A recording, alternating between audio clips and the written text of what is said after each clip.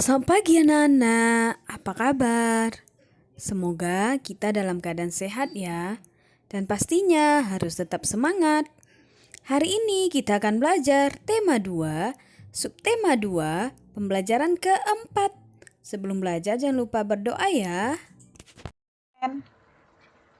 Cerpen singkatan dari cerita pendek. Cerpen merupakan sebuah cerita yang tidak benar-benar terjadi pada dunia nyata dan ceritanya singkat dan pendek. Berikut ini sebuah cerpen yang berjudul Tanggung Jawab Adik yang ditulis oleh Gusti Nur. Kalian baca cerpen ini baik-baik ya.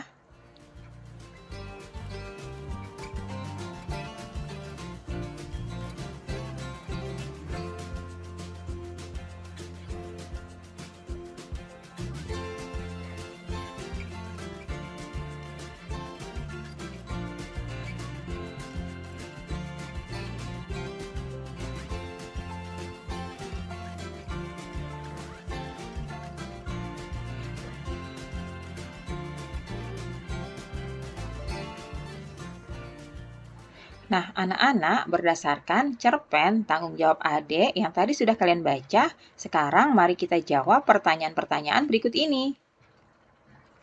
Pertanyaan pertama, siapakah tokoh dalam cerpen yang berjudul Tanggung Jawab Adik? Tokoh dalam cerpen Tanggung Jawab Adik adalah Adik, Kak Nina, Ibu, Yova, Tina, Ninu, Papa Yova, Bi Ici, dan Pak Adi. Pertanyaan kedua, berapakah jumlah anggota keluarga Adik? Anggota keluarga Adik ada 5, yaitu ayah, ibu, Kak Nina, adik, dan adik bayi. Selanjutnya, siapa yang biasa mengantar kue setiap pagi ke warung-warung? Yang biasa mengantar kue setiap pagi ke warung-warung adalah Kak Nina. Berikutnya, apa yang terjadi pada Kak Nina? Kak Nina sedang sakit, sehingga tidak bisa mengantarkan kue ke warung-warung. Pertanyaan selanjutnya, bagaimana Adek menolak permintaan itu untuk menggantikan tugas Kak Nina? Adek berangkat tergesa-gesa karena akan ada ulangan. Berikutnya, mengapa Adek tidak mau menggantikan tugas Kak Nina? Adek sengaja menolak tugas itu karena ia malu.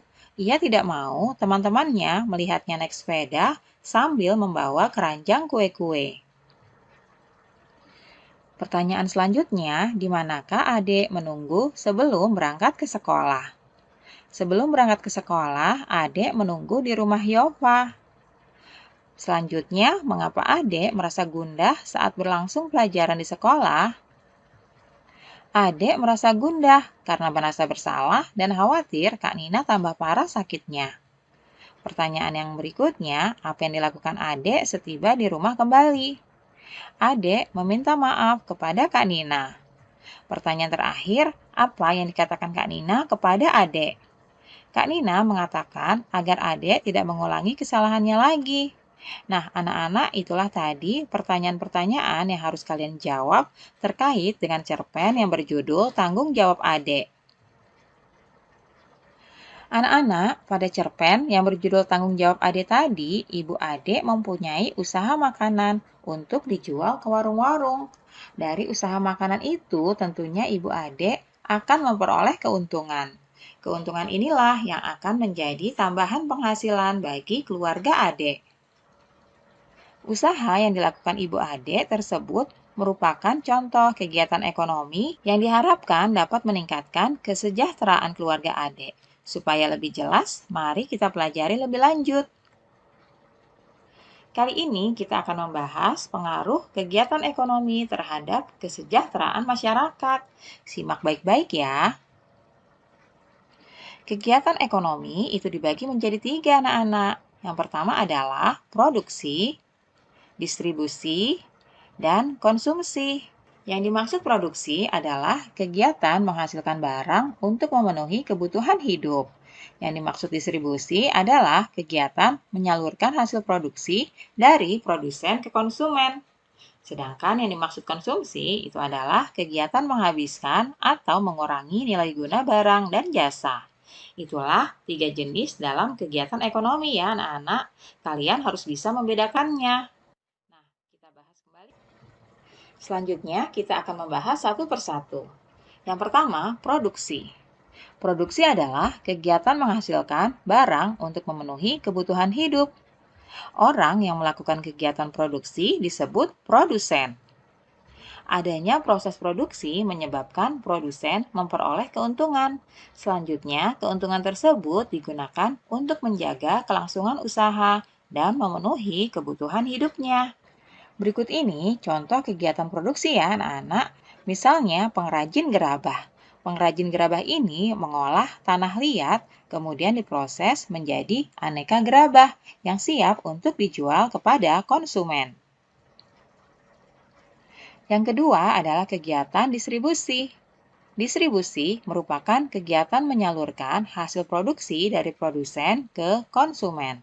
Orang yang melakukan kegiatan distribusi ini disebut distributor ya. Kelancaran distribusi barang membutuhkan sarana transportasi dan akses yang memadai.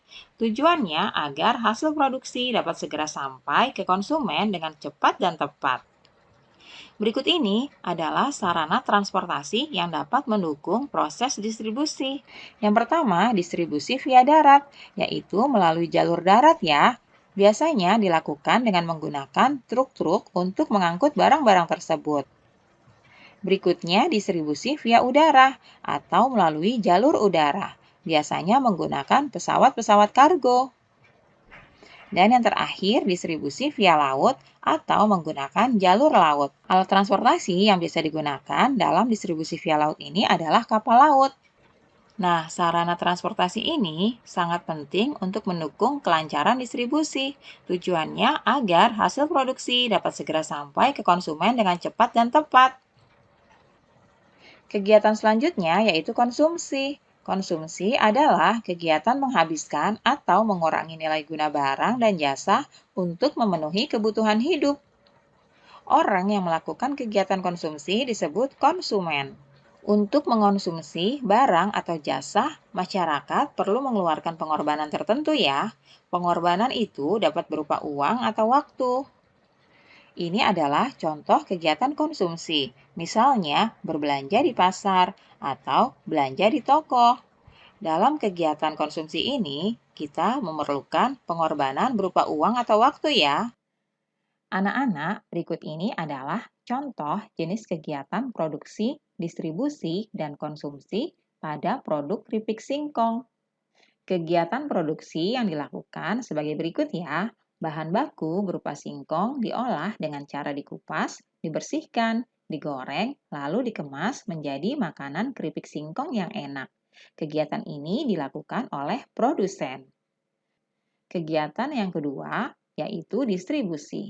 Keripik singkong yang sudah dikemas lalu didistribusikan dengan sarana transportasi sampai ke toko swalayan atau toko makanan ringan yang ada di berbagai wilayah. Selanjutnya, kegiatan konsumsi. Konsumen dapat membeli keripik singkong yang dijual toko makanan untuk dijadikan oleh-oleh atau makanan cemilan yang siap dikonsumsi. Itulah contoh jenis kegiatan produksi, distribusi, dan konsumsi pada produk keripik singkong ya anak-anak.